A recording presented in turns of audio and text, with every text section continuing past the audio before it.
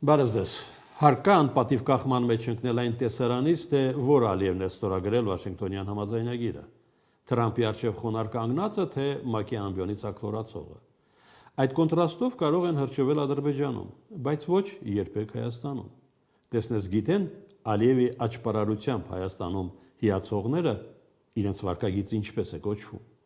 Ավելի վատ, եթե չգիտեն, այդ դեպքում չգիտեն նաև, թե ով է իրենց քթից բռնած քաշ տալիս։ Պարզ չէ, որ դեմ առ դեմ Թրամփին քցնելիս Ալիևը պետք է մարգարիտներ շաղ տար Թրամփի ուղու վրա։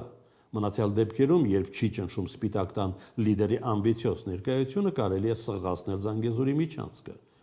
չմերժելով նաև նրանց, ովքեր միջանցքի պատվերը դրել են Ալիևի ուսերին որպես բալաստ 2020-ի նոյեմբերի 9-ի պարտավորության։ Իսկ այդ բալաստը ոչ միտեղ չի կորել եւ կճնշի այնքան, մինչեւ Վաշինգտոնում կհասկանան, ում հաշվին է դուրս գրվելու Թրամփի ստորագրությամբ համաձայնագրի վարկաբեկումը։ Իսկ ինչու չեք զարմանում, թե ինչու է Կոպենհագենի Փաշինյան-Ալիև հանդիպումը լռում այդ մասին։ Այնպես որ դեռևս իր նոր ընկերների անուններին չտիրապետող Թրամփը կշարունակի հրճվել իր թամադությամբ հայ-ադրբեջանական գործարքով, որն ի դեպ սպառնում է մնալ միակ խաղաքարտը Թրամփի խաղաղության օրացույցում։